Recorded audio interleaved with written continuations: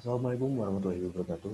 Perkenalkan, nama saya Muhammad Jaya Ramdhani, dan pada kesempatan kali ini saya bersama kedua teman saya akan menjelaskan mengenai 10 potensi bahaya iptek yang tidak didasari oleh syariat Islam. Pertama, adalah menyebarkan informasi palsu yang menyebabkan perpecahan Islam. Contohnya adalah maraknya berita-berita dan artikel yang mengandung domba umat hanya karena perbedaan mazhab. Yang kedua, masuknya paham-paham ideologi yang menjauhkan umat dari nilai-nilai Islam. Contohnya, ada masuknya beberapa paham ideologi, contohnya sekularisme, yang mentiadakan peran agama dalam kehidupan sehari-hari, yang kelak akan mengurangi tingkat keimanan dan tingkat ketakwaan umat. Yang ketiga, adalah meningkatnya ilmu pengetahuan tanpa meningkatnya pengetahuan agama. Hal ini akan menyebabkan manusia merasa lebih sombong dan merasa mengetahui segalanya. Hal ini akan mengurangi esensi mengenai pentingnya Tuhan. Yang keempat, banyaknya pemanfaatan iptek yang berkaitan dengan jaringan terorisme dengan mengatasnamakan Islam. Hal ini sangat berbahaya, karena dengan meningkatnya media untuk perkembangan terorisme, maka nama Islam akan semakin tercoreng. Oleh karena itu, kita harus berwaspada dan bersiap untuk menghadapi hal ini. Assalamualaikum warahmatullahi wabarakatuh. Nama saya Maila Faiza Alma Abiwardani akan menambahkan beberapa poin mengenai potensi bahaya iptek yang tidak didasari syariat Islam, yaitu yang kelima, yaitu lupa waktu, boros, dan menyebabkan kecanduan. Dengan berbagai kemudahan dan fasilitas yang telah diberikan melalui jejaring sosial, tentunya hal tersebut juga dapat memanjakan penggunanya. Salah satu dampak yang dapat ditimbulkan dengan menggunakan jejaring sosial media yaitu dapat membuat pengguna lupa waktu dan tentunya menyebabkan kecanduan juga. Yang keenam yaitu kebenaran informasi yang ambigu dan menipu. Seperti yang telah dibahas sebelumnya, bahwa dengan menggunakan jejaring sosial, si pengguna dapat dengan mudah dan bebas menginformasikan segala hal melalui jejaring sosial media. Tetapi, akun penggunanya pun belum dapat mengetahui kebenarannya. Dengan berbagai alasan ini, telah banyak kasus yang tidak bermoral yang terjadi dikarenakan oleh jejaring sosial.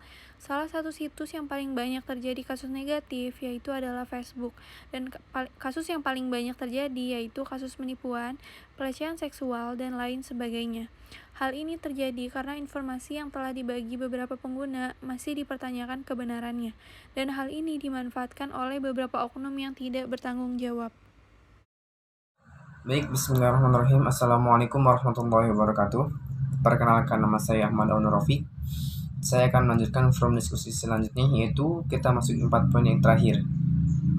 Kita masuk poin ke-7, yaitu boros dan kecanduan, yang dimana hal ini telah dijelaskan dalam Al-Quran surat Al-A'raf ayat 31, yang dimana Allah Subhanahu wa Ta'ala telah menghimbau kepada umatnya agar tidak berlebih-lebihan dalam suatu hal dan bijak dalam menggunakan sesuatu, karena perbuatan boros adalah perbuatan setan yang akan menjerumuskan kita terhadap kegiatan yang tidak bermanfaat, yang akan merugikan diri kita sendiri.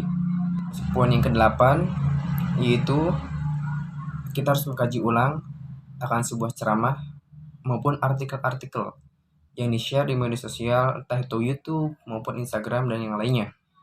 Karena hal ini sekarang lumrah di mana-mana, akan sebuah artikel-artikel yang tidak jelas di mana sumbernya, siapa yang berbicara, walaupun memang itu adalah hal yang baik, mungkin jikalau hanya sebuah kata-kata ataupun hadis, itu bisa diterima dengan baik. Namun, jika sudah masuk ke dalam pemahaman akidah, kita harus menanyakan pada guru-guru kita di rumah maupun di majelis, kepada para ustadz, kiai, maupun alim ulama di sekitar kita.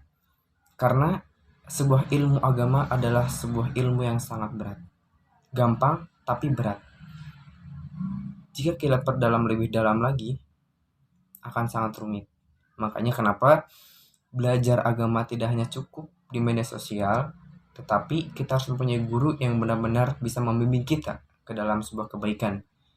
Guru yang mempunyai sanad yang jelas, yang langsung kepada Rasulullah SAW, yang jelas akan pertanggungjawabannya, bukan hanya sebatas artikel maupun ceramah-ceramah di luar sana.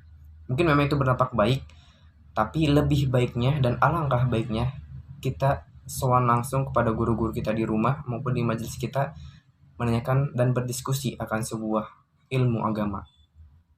Poin yang ke-9 yaitu hancurnya nilai moral dan agamis di setiap masyarakat maupun remaja.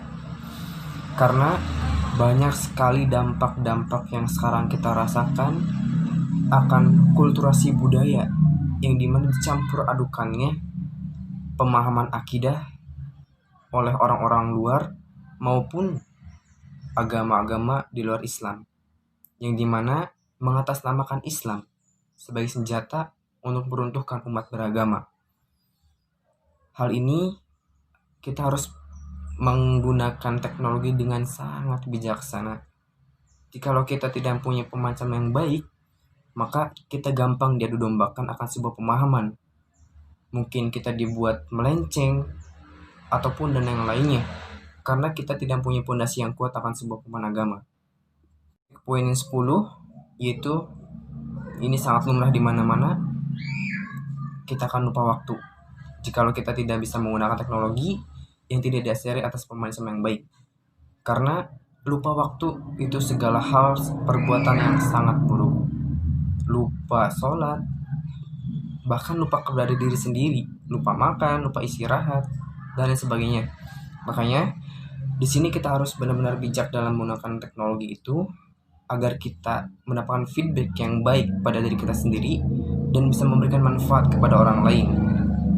Dalam hal ini, kenapa Islam itu mengajarkan akan sebuah kajian, mengaji, itu agar kita bisa mendasari dan mempunyai pondasi yang lebih kuat akan pemahaman-pemahaman Islam yang dimana sekarang ini zaman teknologi, zaman serba maju, agar kita bisa menggunakan teknologi dengan baik, bijak, santun, dan tepat dalam menggunakan manfaatnya.